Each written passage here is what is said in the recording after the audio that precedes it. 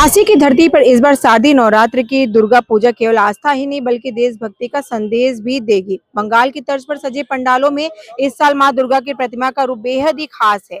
इस बार मां दुर्गा सिर पर सवार होकर अस्त्र शस्त्र लिए तो नजर आएंगे, लेकिन साथ ही वे एक घायल सैनिक को अपनी गोद में लेकर उनकी रक्षा करती हुई भी दिखाई देंगी। ये दृश्य पहलगाम हमले के बाद आतंकियों के खिलाफ चलाए गए ऑपरेशन सिंदूर से प्रेरित है। प्रतिमा का भावनात्मक संदेश है कि मां भारती की रक्षा में सैनिक खड़े होते हैं और सैनिकों की रक्षा में स्वयं आदि शक्ति मां दुर्गा खड़ी रहती है। मां सैनिकों को आशीर्वाद देते हुए इस प्रतिमा में नजर आ रही हैं। बता दें आपको कि यहाँ पर दिखाई दे रहा है कि घायल जवान 4 सैनिक मां दुर्गा और सिंदूर दान का अद्भुत रूप।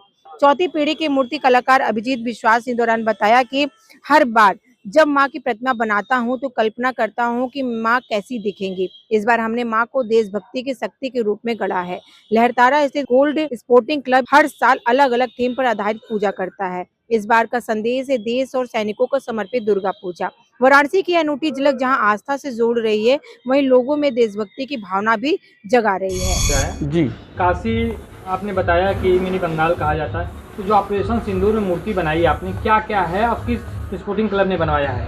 ये गोल्ड स्पोर्टिंग क्लब के नाम से लहरतारा में एक संस्था है जिनका रिक्वायरमेंट था कि कुछ ऐसा खास दादा बनाइए जो कि ऑपरेशन सिंदूर का हो।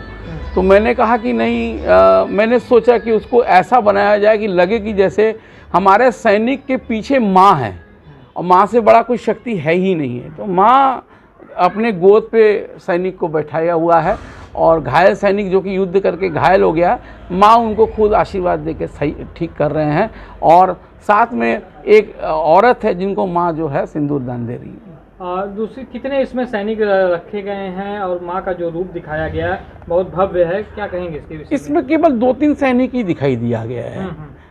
इसमें ये है कि घायल सैनिक मतलब वो जब घायल होके आए तो माँ उनको अपने गोद पे लेके उनको सही कर रहे हैं। इनका मेन कॉन्सेप्ट वही है। कहते हैं कि किसी अगर भव्य मूर्ति की कल्पना की जाती है, बनाई जाती है, जी। तो दैवी शक्ति भी मिल जाती है उसको निखारने में, संवारने में। क्या मूर्ति बनाते समय आपको क्या ख्याल है? ये तो बहुत बड़ी सच्चाई है कि माँ की जब मैं प्रतिमा बनाता हूँ या किसी भी कोई खास स्कल्पचर बनाता हूँ तो खुद कल्पना करता हूँ कि ये कैसा हो सकता है और माँ का आशीर्वाद लेके, अपने पिताजी का आशीर्वाद लेके ही उस काम को शुरू करते हैं और अंतिम रूप देते हैं। उसके बाद लोगों का प्यार मिलता रहता है।